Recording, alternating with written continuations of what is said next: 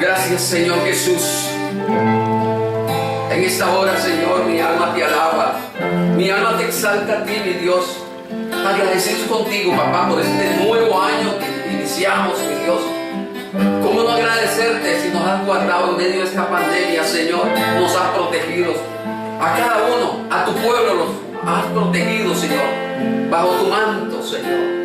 Gracias, Señor Jesús, porque podemos ir confiadamente delante de ti. Somos tu pueblo, Señor. Somos la niña de tus ojos, Señor. Y por eso te alabamos en esta hora y te honramos a ti, mi Dios. Agradecidos contigo, papá. Agradecidos contigo, mi Dios. Oh, santo eres, Señor. Oh.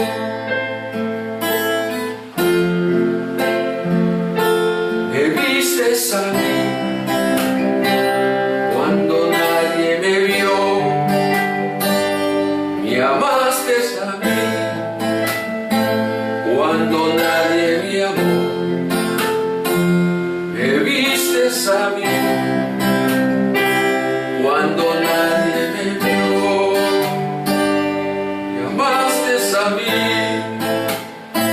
cuando nadie me amó. Y me diste nombre, yo soy tu niña, la niña de tus ojos, porque me amaste a mí. Y me diste nombre, yo soy tu niña, la niña de tus ojos, porque me amaste a mí. Me amaste a mí. Me amaste a mí. Me amaste a mí. Me amaste a mí. Te amo más que a mi vida. Te amo más que a mi vida. Te amo más que a mi vida. Te amo, Señor. Te amo más que a mi vida. Te amo más que a mi vida. Te amo más que a mi vida. Dile te amo al Señor. Te amo más que a mi vida. Te amo más que a mi vida. Te amo más que a mi vida. Y me diste nombre, yo soy tu niña, la niña de tus ojos, porque me amaste a mí. Y me diste nombre, yo soy tu niña, la niña de tus ojos, porque me amaste a mí. Dile conmigo, me amaste a mí. Me amaste a mí. Me amaste a mí. Me amaste a mí. Oh sí, Señor.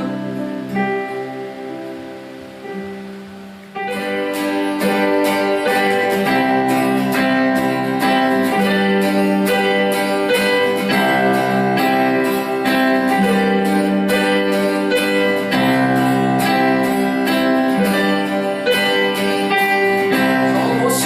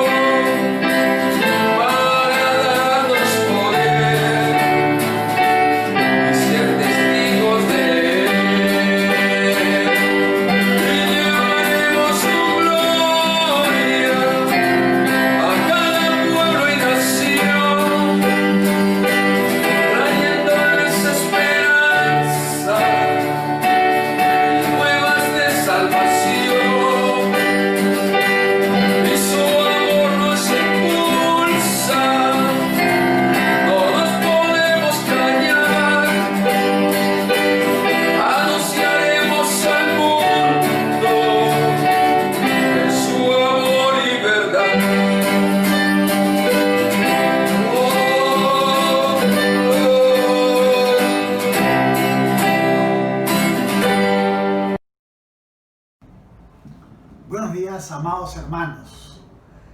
Damos gracias a Dios por habernos permitido llegar a hoy, domingo 3 de enero del año 2021.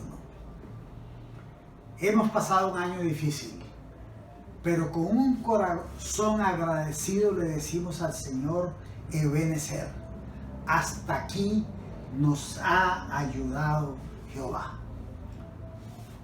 Vamos a orar, hermanos amados, para poner en manos del Señor la reflexión que haremos esta mañana sobre un texto de la Sagrada Escritura. Padre Celestial, te damos gracias, Señor, por habernos permitido llegar al año 2021, por habernos permitido continuar en tu presencia, a pesar de la pandemia, a pesar de las dificultades económicas, a pesar, Señor, de todos los problemas acarreados por la situación que como país, que como humanidad hemos vivido. Te damos gracias, porque tú has estado siempre a nuestro lado, porque has caminado delante de nosotros como poderoso gigante. Y esta mañana, Señor, te damos gracias, te alabamos, te bendecimos y te glorificamos. Te entregamos este año que se inicia, sabiendo, Señor, que separados de ti nada podemos hacer. Te alabamos, Padre, te bendecimos y te glorificamos en el poderoso nombre de Jesucristo, nuestro Señor y Salvador. Amado pueblo de Dios, esta mañana vamos a reflexionar sobre un fragmento de la Escritura que está en el contexto del Sermón del Monte. Mateo capítulo 5, versos del 21 al 26. En este pasaje que vamos a analizar ahora, que vamos a leer ahora, Jesús nos lleva a considerar el sexto mandamiento: no matarás. Pero no desde una perspectiva reduccionista, pequeña, porque en el libro del Deuteronomio y en el libro del Éxodo aparece el sexto mandamiento como no matarás. Jesús nos invita en esta reflexión, nos invita a ver de una manera más amplia el no matarás. Lo actualiza. Realmente nos pone a pensar que el no matarás no es solamente un acto físico, es un acto emocional, es algo que tiene que ver con la vida del ser humano. Así que, hermanos amados, no matarás es un principio de lo que podríamos llamar la inviolabilidad de la vida del hombre sobre la faz de la tierra. El no matarás lo podríamos ver como un concepto antiguo que no ha cambiado. Jesús nos advierte que sí, que tenemos que verlo con otros ojos, porque aquí se refleja un principio teológico fundamental. La revelación de Dios es una revelación progresiva. Cada vez vamos avanzando en la revelación que Dios nos ha dado a través de la Sagrada Escritura. Cuando hablamos de no matarás como un texto bíblico, como uno de los 10 mandamientos, específicamente el sexto mandamiento, a veces no valoramos una situación especial. En la época en que Moisés recibió de Dios las tablas de la ley, la vida humana estaba al arbitrio, al criterio de reyes y gobernantes. Para decirlo de una forma más clara, prácticamente la vida humana no tenía valor en muchos sentidos. El sexto mandamiento viene a ponernos en la perspectiva del valor que Dios le da al hombre. No matarás, no matarás. Y a partir de ahí se inicia toda una revolución social, porque la vida del hombre empieza a ser importante. Porque ese es un mandato que Dios nos da a todos los hombres. Y en este sentido, amados hermanos, Jesús nos pone en una perspectiva más amplia el concepto que se deriva del no matarás, el sexto mandamiento de la ley mosaica. Jesús nos da aquí una visión más fraterna, mucho más fraterna de la vida humana. Y lo vamos a ver en esta reflexión, porque realmente no se trata solamente de quitarle la vida a una persona, se trata de su fama, se trata de sus sentimientos, de sus emociones, se trata del respeto que todo ser humano merece desde el punto de vista de su dignidad. Sobre esto vamos a reflexionar esta mañana y vamos a ver cómo el Evangelio de Mateo, en el contexto del Sermón del Monte, nos clarifica muchas cosas sobre la vida humana, sobre su valor. Vamos a orar primero para poner en manos del Señor esta reflexión. Padre, te damos gracias esta mañana, porque nos permites profundizar en tu palabra, porque nos permite, Señor, darnos cuenta que hay una gran riqueza espiritual en tu santa y bendita palabra. Enséñanos a caminar como tú quieres que caminemos, porque tu voluntad es que seamos santos y queremos caminar en santidad. Hay una frase que voy a repetir a lo largo de esta reflexión que dice lo siguiente: debo reconciliarme con mi hermano antes de traer la ofrenda al altar. Les dije que vamos a leer primero el texto y luego vamos a dividirlo en tres partes.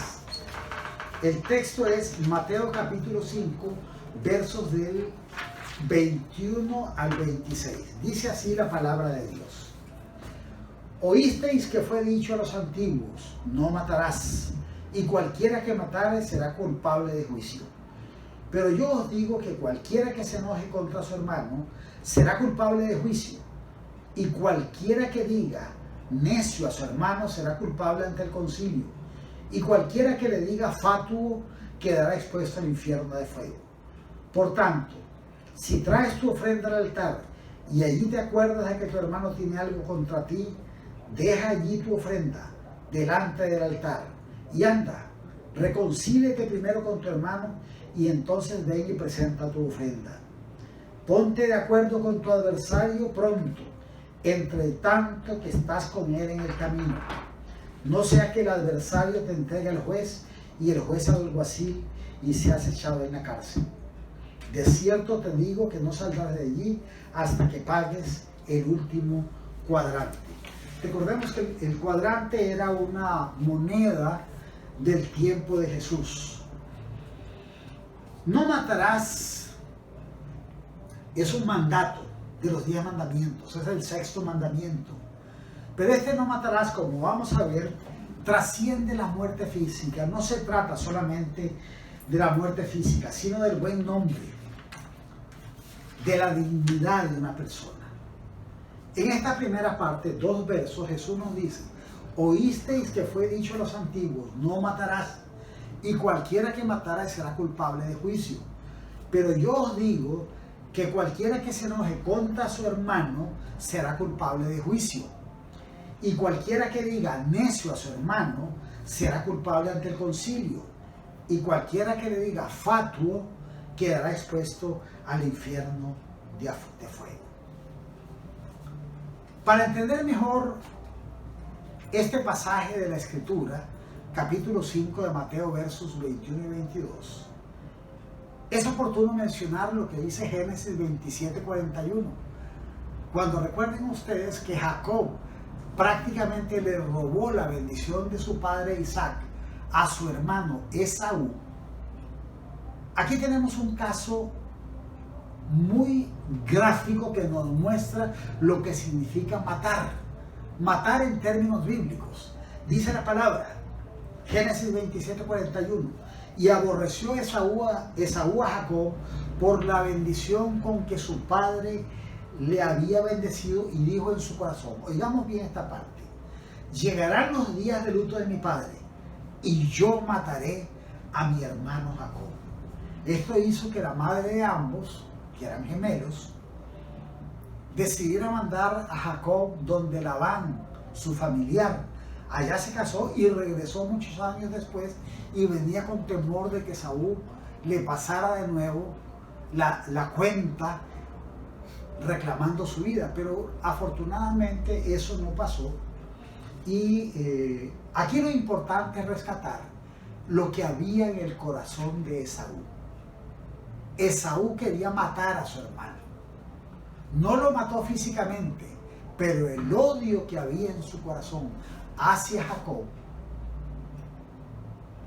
es como que si lo hubiera matado.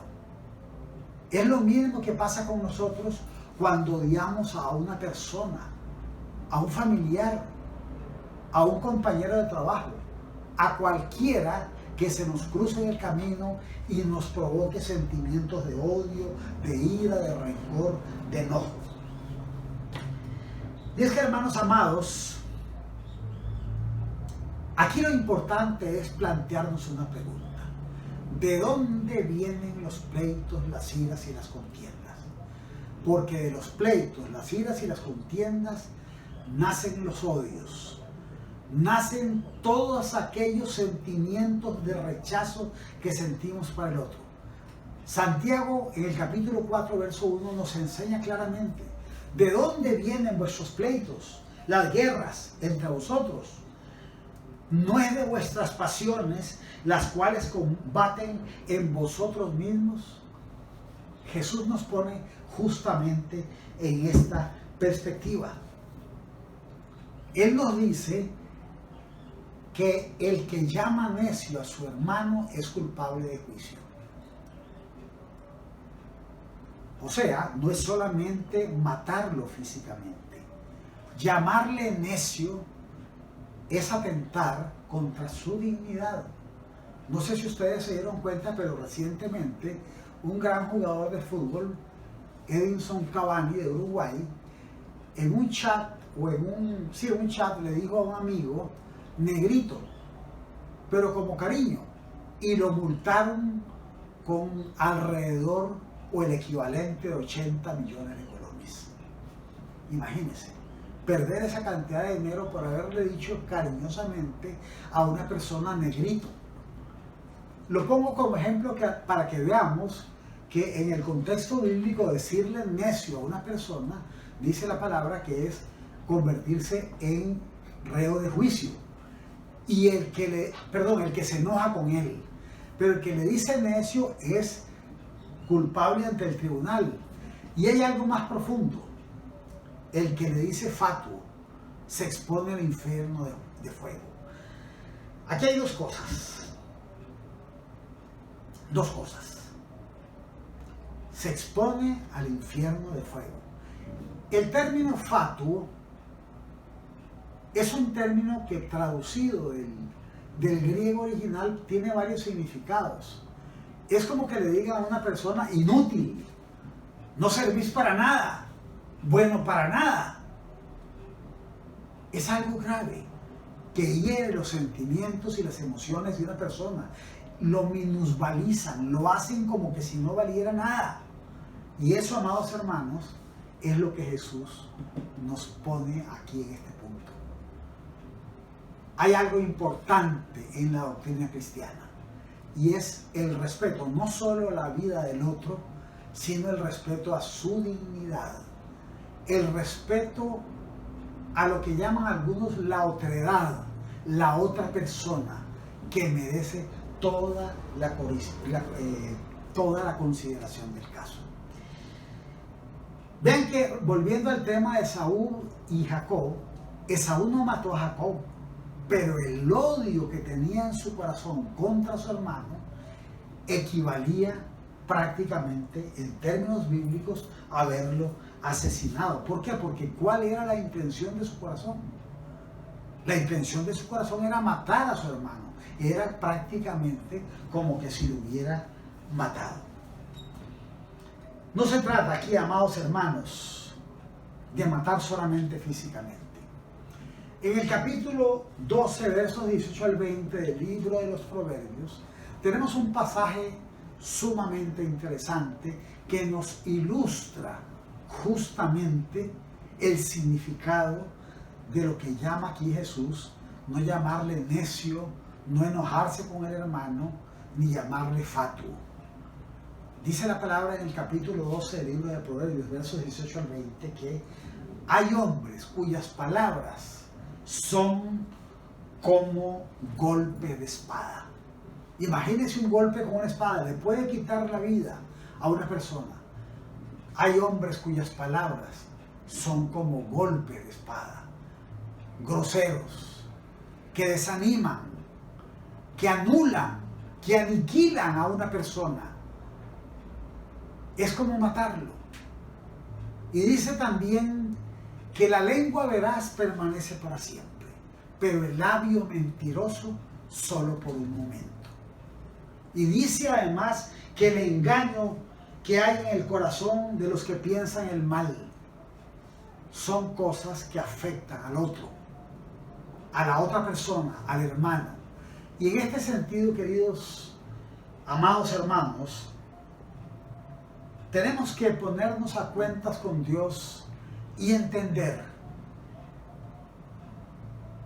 claramente lo que dice Pablo: no se ponga el sol sobre vuestro enojo.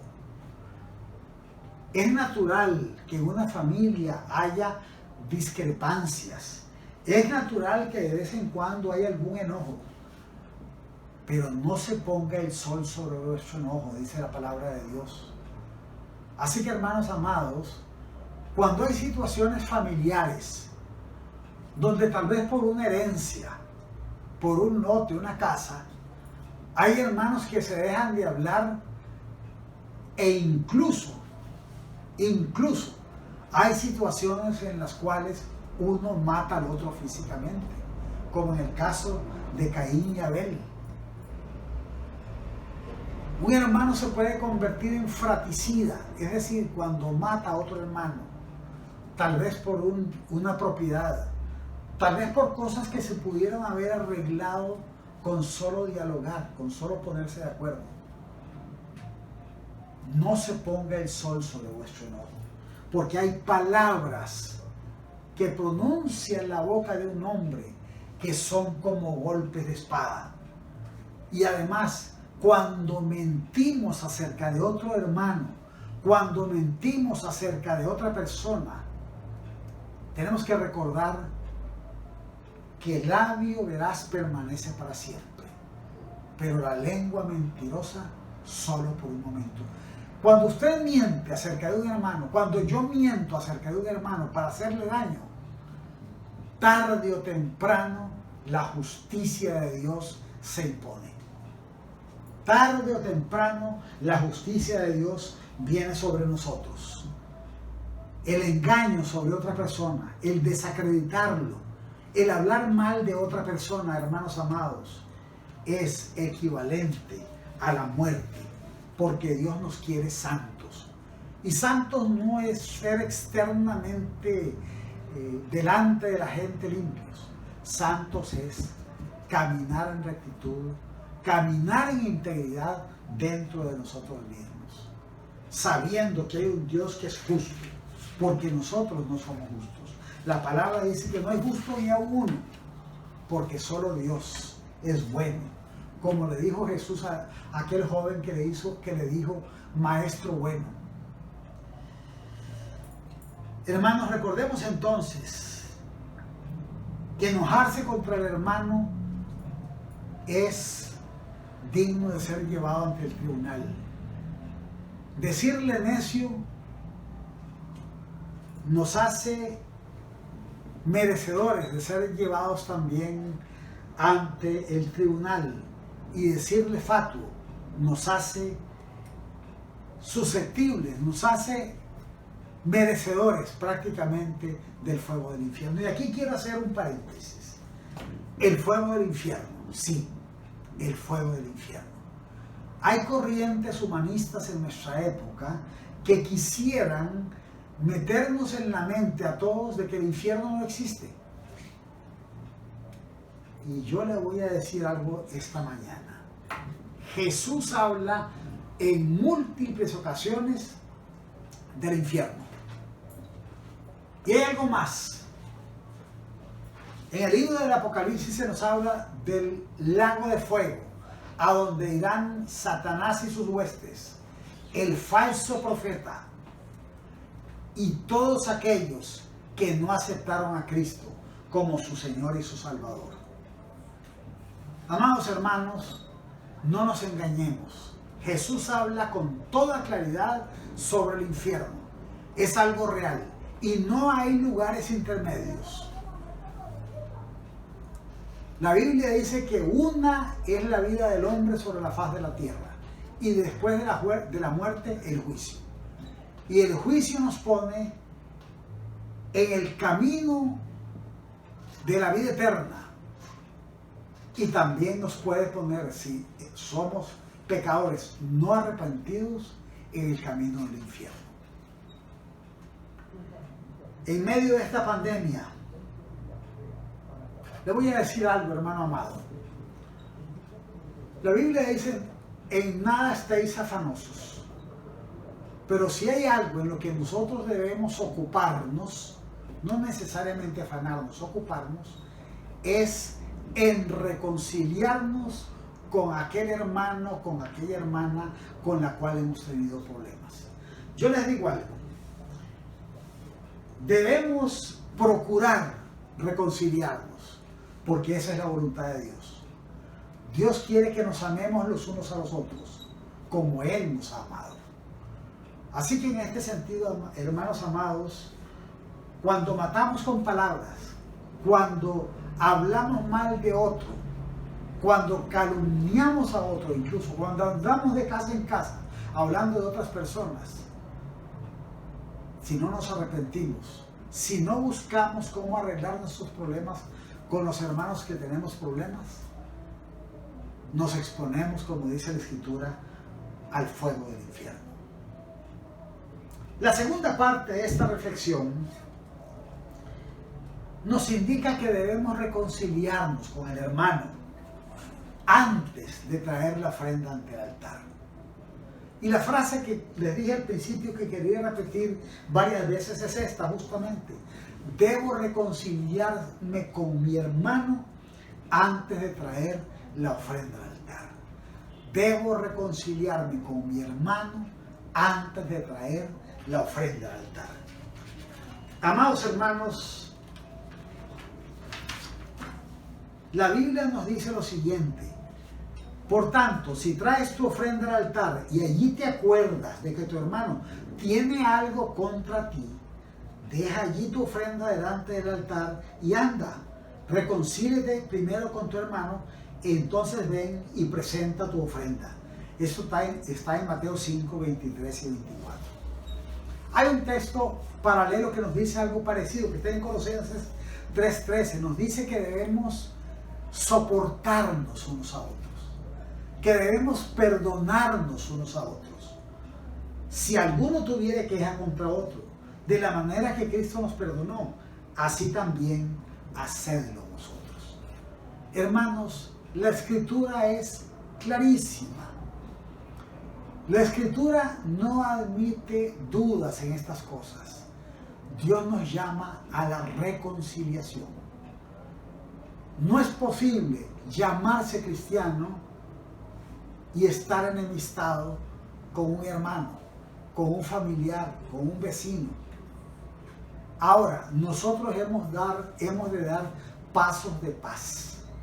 Debemos procurar conversar y pedir perdón si es necesario con humildad. Si no nos perdona el otro, ya ese será su problema. Nosotros cumplimos con Dios obedeciendo. Porque aquí hay dos cosas que son esenciales en la vida cristiana. Primero, la obediencia. Debemos obedecer a Dios en cuanto a buscar la reconciliación con el hermano que hemos tenido problemas. Primer principio, reconciliación. Y el otro principio esencial en la doctrina cristiana, hermanos, es la humildad. Humildad para dar un primer paso de fe y limpiar mi corazón de resentimiento, de odio, de rencor. Es más, puede que pensemos, es que yo tengo razón. Fue él el que me ofendió. En esto, amados hermanos, debo decirles algo. Puede que yo tenga razón. Puede que yo tenga razón. Pero hay algo fundamental que está por encima de tener razón o no tener razón. Es el principio del amor al prójimo. Es el principio del amor al prójimo. Cuando yo me acerco al otro que tiene algo contra mí, no yo contra él contra mí, me acerco para pedir perdón, para ponernos de acuerdo, hermano amado, estaré dando un paso maravilloso en pos de la humildad de Cristo, en pos de la obediencia a Cristo. Es fácil ser cristiano sin arrepentirse. Es fácil ser cristiano mentalmente, pero sin hacer. Por eso Santiago dice en su carta que tenemos que ser hacedores de la palabra y no tan solo oidores de la palabra. Hay una gran verdad en esto, hermanos amados, y esto nos pone en este principio de año en la perspectiva de hacer lo correcto delante de Dios. Pedir perdón, ser humilde, aunque tenga razón,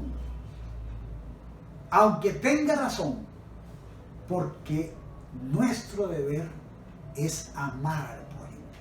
Y usted puede pensar, bueno, pero es que él fue el que me ofendió, ¿cómo voy a pedirle perdón yo? Él tiene algo contra mí, la Biblia es clara. Si alguno tuviera algo contra ti, hay que ir donde él, antes de traer la ofrenda al altar. No se trata de que yo tenga razón o no tenga razón.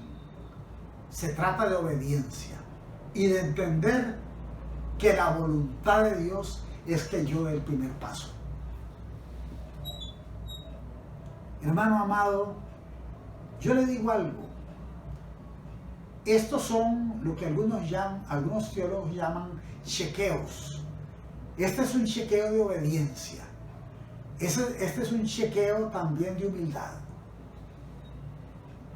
A veces nosotros le decimos, Señor, ¿por qué hago un esfuerzo y no me va bien? Revise su corazón. Puede ser que su obediencia esté flaqueando. Puede ser que usted no sea un cristiano obediente. Puede ser que no sea un cristiano humilde. Debemos revisarnos continuamente para encontrar aquello a lo que debemos renunciar en nuestra vida cristiana. No de palabras solamente, sino de una manera vivencial. Pedir perdón y ser humilde ante Dios son cosas que Dios ama cuando sus hijos le obedecen y son humildes en su presencia. Hermanos amados, recuerdo en este momento la parábola de los dos deudores. Uno de ellos le debía 10,000 talentos, que era una moneda de la época, a su amo. Y le imploró a su amo que lo perdonara, que le diera chance de pagarle después. Y el amo, movido a misericordia, dice la palabra, le perdonó la deuda. Pero no había salido de la casa del amo, de la presencia del amo, cuando había uno que le debía 100 talentos, 100. Y le pidió clemencia, que le diera chance, que le diera tiempo, y estaba tan obcecado que lo mandó a la cárcel. A veces nosotros queremos ser tratados de una manera, pero tratamos al hermano de otra.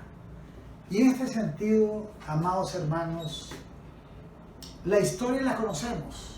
El amo se enojó cuando vio lo que había hecho el siervo que le debía 10,000 talentos y lo mandó a la cárcel. Nosotros tenemos que mostrar una característica de Cristo si queremos caminar como Cristo, si queremos caminar en Cristo. Es la misericordia. La misericordia. Hermanos, nosotros sabemos que tenemos que ser humildes, que tenemos que perdonar, que tenemos que buscar al hermano al cual hemos ofendido para pedirle perdón. Tenemos que buscar al hermano que tal vez ha hablado mal de nosotros, perdonarlo en nuestro corazón primero y pedir a Dios que el Señor le revele, que el Espíritu Santo le revele aquello que en su vida debe cambiar para que él también sea bendecido, para que sea prosperado, porque muchos permanecen en la misma situación sin avanzar en ningún sentido porque no han revisado su vida, porque no han revisado su corazón. Hay algo importantísimo. Dice la palabra en el libro de Romanos capítulo 12, versos 18, que en cuanto sea posible tengamos paz con todos. En cuanto sea posible tengamos paz con todos. La paz entre hermanos es fundamental. Y como dije al principio, si una persona no acepta mi disculpa, si una persona no acepta mi humillación de ir a buscarlo para pedirle perdón, ya será él el que le da cuentas a Dios. Nosotros como hijos de Dios tenemos que dar el primer paso. Tenemos que dar el primer paso. Y lo dice quien en algunas ocasiones lo ha hecho. Porque es difícil, muy difícil. Generalmente esperamos que el otro venga a buscarnos. Y hermanos, una muestra de humildad es dar un primer paso para pedir perdón al hermano que se ha sentido ofendido, aunque tal vez nosotros no lo veamos de esa manera. Repito la frase que he venido mencionando a lo largo de esta reflexión. Debo reconciliarme con mi hermano antes de traer mi ofrenda al altar. Debo reconciliarme con mi hermano antes de traer la ofrenda al altar. Amados hermanos, el último punto de esta reflexión, la Biblia nos enseña lo siguiente. Nos enseña que debemos de ponernos de acuerdo con el adversario para no ir a la cárcel. Dice la palabra textualmente lo siguiente: ponte de acuerdo con tu adversario pronto, entre tanto que estás con él en el camino. No sea que el adversario te entregue al juez, y el juez al alguacil y seas echado en la cárcel.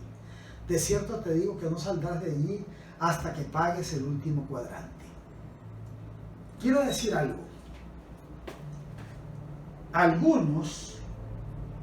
Algunos, torciendo la escritura, le hacen decir a este texto que el purgatorio existe, porque el preso sale hasta que pague el último cuadrante. Recuerden que una es la vida del hombre sobre la faz de la tierra. Aquí de lo que nos está hablando el Señor es en un contexto de perdón, en un contexto de misericordia entre hermanos, en un contexto de acuerdo entre hermanos. Así que bíblicamente no es posible deducir de este pasaje que el purgatorio existe. El purgatorio, hermanos amados, no es bíblico. Lo sabemos, no es bíblico. Después de la muerte, el juicio. Usted va a la vida eterna o va al infierno. No hay una tercera vía. Nadie puede escapar de los designios de Dios. Y Jesús a lo largo de los evangelios lo dice con mucha claridad porque nos habla varias veces del infierno. Y hemos de tener clara la idea de que nosotros estamos llamados a ser salvos. Somos salvos por la gracia de Dios. Y eso nos garantiza la vida eterna si caminamos siempre en pos del Señor, buscando su rostro y caminamos en rectitud, en santidad. Hermanos amados, esa palabra que hemos leído tiene una referencia importante en Mateo 18:19, cuando nos dice: otra vez os digo que si dos de vosotros se pusieren de acuerdo en la tierra acerca de cualquiera cosa que pidieren, les será hecho por mi Padre que está en los cielos. Esto nos pone en un contexto de reconciliación, en un contexto de acuerdo, en un contexto de ponernos a meditar en lo que nos conviene a los dos. Es un acto de humildad pedir perdón. Y es también un acto de humildad buscar ponernos de acuerdo cuando hay diferencias. Imaginemos por un momento cuántas guerras se habrían evitado en la humanidad, cuántas muertes innecesarias, con solo que los líderes, en vez de guerrearse, se hubieran puesto de acuerdo para evitar luchas fratricidas o luchas entre hermanos. Hermanos, ponerse de acuerdo y llegar a acuerdos honorables. Ponerse de acuerdo resguarda la dignidad de todos nosotros como hijos de Dios. Esta coyuntura es un desafío a la obediencia. Lo más fácil es, cuando hay diferencias, pelearnos, insultarnos, golpearnos o ir a los tribunales para dirimir las diferencias, para resolver las diferencias.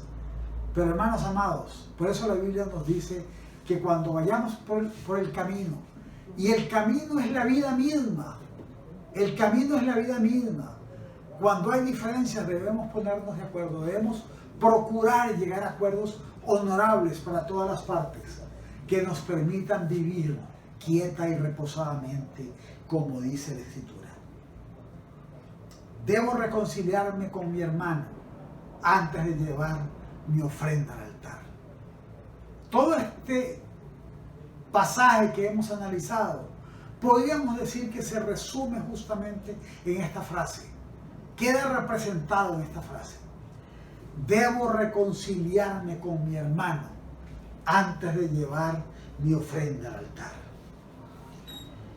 Para ir concluyendo, hermanos, hay tres aspectos que hemos analizado. Primero, no matarás es el sexto mandamiento, pero no se limita en el contexto de la ética del Sermón del Monte a no matar físicamente.